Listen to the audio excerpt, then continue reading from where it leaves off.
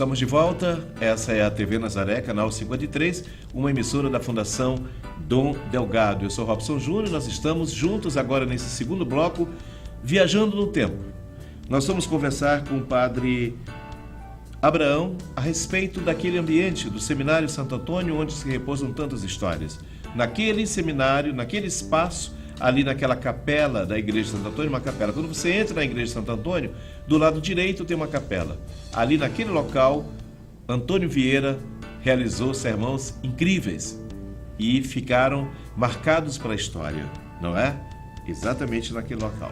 Mas hoje nós vamos ver o lado da formação, onde lá pelos anos 60, 70 e até 80, aliás, até os anos 80, até 90, leigos eram formados. Tanto é que eu mesmo estive lá várias vezes para participar de encontros de Semana Santa ou então abastecimentos de carnaval da Juventude Universitária Autêntica Cristã, através do comando do padre João Moana. Nós vamos saber um pouco. Mas vamos começar essa nossa conversa com o padre Abraão, visitando inicialmente o espaço onde esteve hospedado o Papa João Paulo II. Depois da visita do Papa, este quarto foi usado por reitores do seminário que ocupavam esse espaço como moradia, né? Em 2008, o seminário foi fechado porque tinham problemas estruturais e também a reforma era muito cara e nós não podíamos manter o seminarista aqui porque não era seguro. Então tinha uma outra casa mais nova, como de fato tem, um outro prédio do Seminário de Santo Antônio, que é lá no Quatrá, que foram para lá. E esse prédio ficou então fechado. Agora nós resolvemos, por causa do problema urbano, mobilidade urbana, os nossos alunos várias vezes foram assaltados vindo para a faculdade, então, como a faculdade é aqui do lado, então nós resolvemos trazê-los de volta. E trazê-los de volta requeria uma profunda reforma no seminário, que de fato nós estamos fazendo. Começamos no início deste ano essa reforma. E nesse projeto de reforma está preservado, no entanto, esse local aqui onde nós estamos, não será mais moradia para pessoa nenhuma. Então, aqui será um espaço de visitação. Então, quando terminada a reforma, ele será usado como um museu, um memorial para, né, a gente mostrar à sociedade os locais onde o Papa esteve. Então, esses objetos que aqui estão, aquela escrivaninha, aquele outro móvel lá, aquele criado mudo, esses são os móveis que estavam aqui, que foram feitos para a visita dele. Foram móveis que foram doados por pessoas, por benfeitores. Aqui não, exemplo, essas cortinas não estão todas.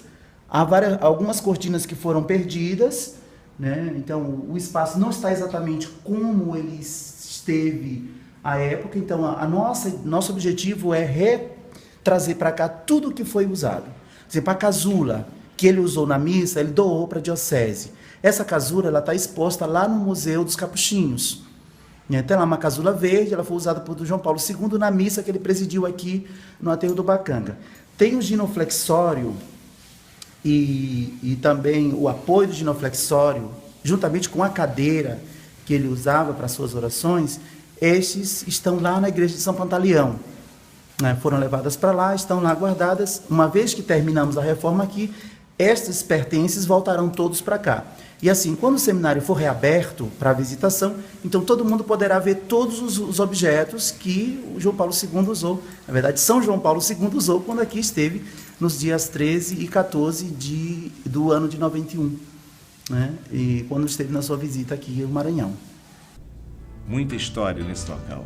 O local agora está passando por reforma, você viu, mas breve nós teremos aqui, nesse local que você viu, um museu que vai guardar todo o material como você pôde acompanhar através. Bem, andamos por dentro do seminário e fomos por lá conversar com o Ednilson, que é o responsável. O Ednilson, aliás, não quis falar. Ele esteve apenas nos acompanhando, abrindo as portas gentilmente para que nós pudéssemos enxergar o que está acontecendo naquele local, quais as transformações que estão acontecendo dentro daquele ambiente.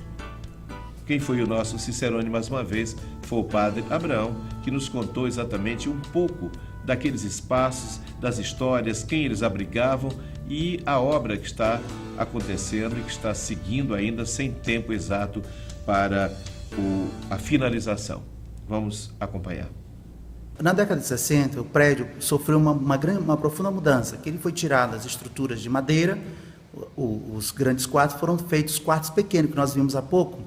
E por que foram feitos esses quartos individuais? Porque este era o centro de formação da Arquidiocese de São Luís. Nós não tínhamos o Oásis. O Oásis era um espaço só para retiro, não tinha instalações. Então, essa reforma de 60 foi feita para que aqui fossem formadas as lideranças católicas. Por isso que os encontros da JUAC, da JEC, tudo acontecia aqui.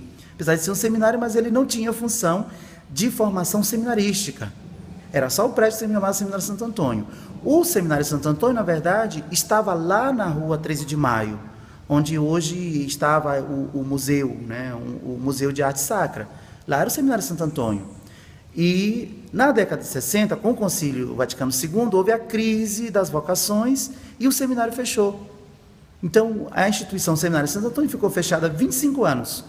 Quando vieram as primeiras vocações, já aí no final de 70, e numa das primeiras vocações, aí vem o padre Moana não é desse tempo, Moana é mais antigo, Moana era um dos formadores, vem o padre Braulio, que é o nosso padre mais velho do nosso clero dos jovens, é o mais velho, depois o padre Oswaldo. Então, eles moraram ainda lá no seminário, no velho prédio, da 13 de maio, e aqui fazia o quê? Aqui se fazia os encontros de juventude, o encontro das SEBs, esses vários encontros que se promovem, os retiros. Por exemplo, eu, em 86, quando eu fiz meu primeiro retiro vocacional, eu fiz aqui, com o padre Moana e o padre Jossi. Era Moana Jossi, a dupla Moana Jossi, né? O Jossi com a música, Moana mais trabalhando com a juventude. Então, este era o Centro de Formação de Líderes. Ele voltou a ser seminário, de fato, residência de seminarista, lá pelos anos 80, 90... Eu entrei em 88 no seminário, aqui ainda era Centro de Formação de Líderes. Eu acho que lá pelo 86 se alternava. No final da década de 80, voltou a ser residência do seminário, porque foi criado o Seminário Interdiocesano Santo Antônio, já foi obra de Dom Paulo. Então, Dom Paulo retomou, foi quando foi criado o Oásis, então a formação de lideranças foi para o Oásis, e aqui virou, então, de novo, local de moradia dos seminaristas. E ficou assim até 2008, né, quando ele fechou, porque ia ser faculdade, mas depois o projeto não deu certo, a gente voltou a ser seminário. Então, de 60 até aí o final da década de 80, nós temos este espaço como espaço de encontros, de todos os encontros, às vezes do Regional Nordeste 5, que é todo o Maranhão, mas principalmente é o local de encontros da Arquidiocese de São Luís. Jovens, comunidade de base, grupo de apostolado, encontros, congressos, tudo acontecia aqui. Então se chama Seminário Santo Antônio, mas na verdade durante esses 20 anos, 20 e poucos anos, ele serviu como formação para os leigos.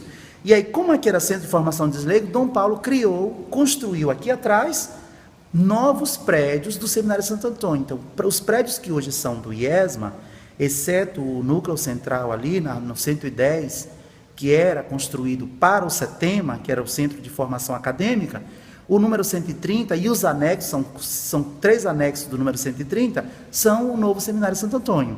Então, nós temos 2 histórias do Seminário Santo Antônio. O velho seminário, que se tornou Centro de Formação de Lideranças Leigas, depois voltou a ser seminário de novo, e o novo seminário, que foi seminário até o ano 2000, e o ano 2000 nós transformamos em faculdades, abrindo para a sociedade como um todo.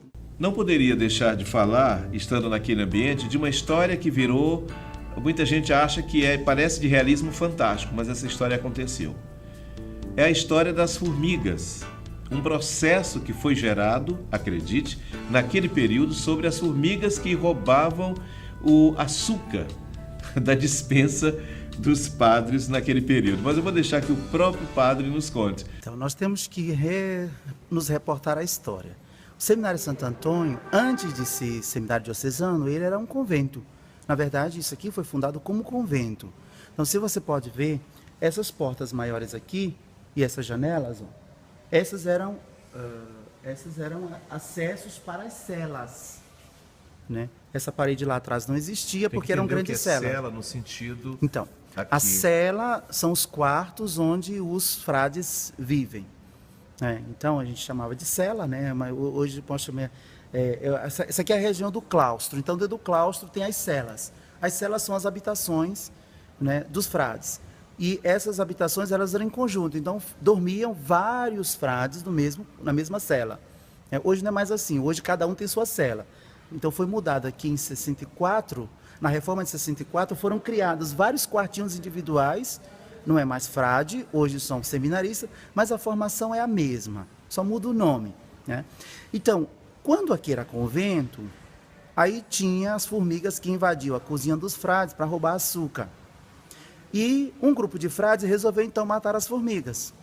Um outro grupo disse: não, nós não podemos matar as formigas.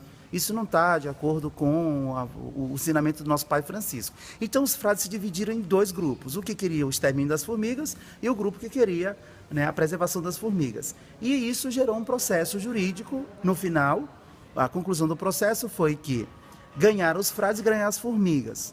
Porque o grupo protetor das formigas venceu, e aí as formigas ganharam um espaço onde elas poderiam ficar e também comida, para que elas não invadissem mais a despensa dos frades, para que assim eles não pudessem mais ter problemas com elas. Então o processo das formigas, né, é uma briga entre os dois grupos de frades, né, o pró e o contra a permanência das formigas na área. As formigas venceram. Nós temos aqui uma área, né, fica por trás aqui da igreja, uma área reservada, e nessa área não se pode fazer nada, porque esta é a área das formigas, é arborizada, né, a gente nem tem acesso lá, né, a gente não pode ficar transitando, porque aquele é um espaço delas, né. Esse é um processo interessante, porque é o único lugar no mundo que tem um processo das formigas. Então, hoje, em tempos de preservação do meio ambiente, defesa dos bichinhos, então esse é algo muito interessante. Já no passado, aí, no século XVII, né, início do século XVIII, nós temos já uma preocupação em preservar as pequenas criaturas de Deus, né? É um fato realmente inusitado, onde as formigas, eu não me lembro de outro local onde haja um espaço definido para as formigas, através de um processo. Isso, um processo jurídico, né? Jurídico civil canônico, né? Porque ele é um processo que envolve uma congregação religiosa, portanto, tem a questão canônica, né? E invocar o direito, né? Foi invocado o direito dos animais à vida, né? Então, eles também tinham o direito de estar aqui. Na verdade, se a gente vai olhar para a história, fomos nós que invadimos a área delas. Aliás, como todo o Brasil, né? Foram nós que invadimos a área que não era nossa, nos apossamos, então é preciso garantir hoje que elas vivam. E a coisa interessante é que aí a gente, é claro que isso está nos anais, mas a gente depois não tem como comprovar que, uma vez que as formigas foram intimadas a permanecer na área delas, elas não invadiram mais a área dos frades, né, que era a cozinha, a despensa dos frades para roubar a comida. Na verdade era o açúcar, né, que naquele tempo era muito difícil, né? Hoje a gente tem açúcar abundante, mas naquele tempo era difícil. E aí elas foram então intimadas a permanecer lá, né, e assim manteve-se a paz entre frades e formigas. Você ouviu? Existe até hoje o espaço, você viu aí as imagens, o local onde as formigas, o espaço ficou definido para as formigas. E depois disso elas não invadiram mais o ambiente para roubar esse precioso, né, alimento que era o açúcar, que na época era muito difícil, não era fácil muito de encontrar o açúcar como a gente encontra hoje em toda a esquina. Naquela época não era tão fácil. Então, você acompanhou essa história incrível. Na semana que vem, nós vamos para o lado da igreja de Santo Antônio, porque ali havia uma prática muito comum. Você sabe que tudo começa com a igreja. As Santa Casas de Misericórdia, elas eram os hospitais do início. Era a igreja também que cuidava, que enterrava as pessoas. Aqueles benfeitores das igrejas, eles tinham a oportunidade de serem enterrados. Hoje, por exemplo, os bispos vão direto. Quando os arcebispos, bispos, eles podem ser enterrados. Dom Paulo está enterrado lá na igreja da Sé. Mas outros padres também, depois de 7 anos, eles podem estar enterrados em algum local. Quem me explicou isso foi o padre Abraão. Eles podem estar no outro cemitério, mas passados 7 anos eles poderão também ser enterrados nas paróquias, nas igrejas onde eles trabalharam. Então, mas também aqueles benfeitores tinham seus túmulos nas igrejas. E Ana Jansen, o túmulo de Ana Jansen está exatamente na igreja de Santo Antônio. Nós vamos levantar também outras histórias dessa mulher sobre a qual contam tantas histórias sempre de malvadezas. Mas espera aí, será que não há um pouco de machismo nessa história? Será que os homens de época não ficavam meio na inveja de não compreender que uma mulher, naquele período, pudesse ser uma grande comerciante e que a casa dela fosse usada tantas vezes para reuniões com grandes políticos de época? Você vai decidir nas histórias que a gente vai contar, mas esse é um assunto para semana que vem, aqui dentro do noticiaboa.com. Participaram conosco no programa de hoje o Gleison, que é o nosso assistente de produção, a câmara foi de Zeca Gomes, o Francisco James na edição, a direção técnica é do Erisvaldo Sá, direção geral do padre Heitor Moraes. Eu sou Robson Júnior, desejando um bom final de semana e até a semana que vem com histórias de Ana Jansen aqui no noticiaboa.com. Um bom fim de semana e até lá.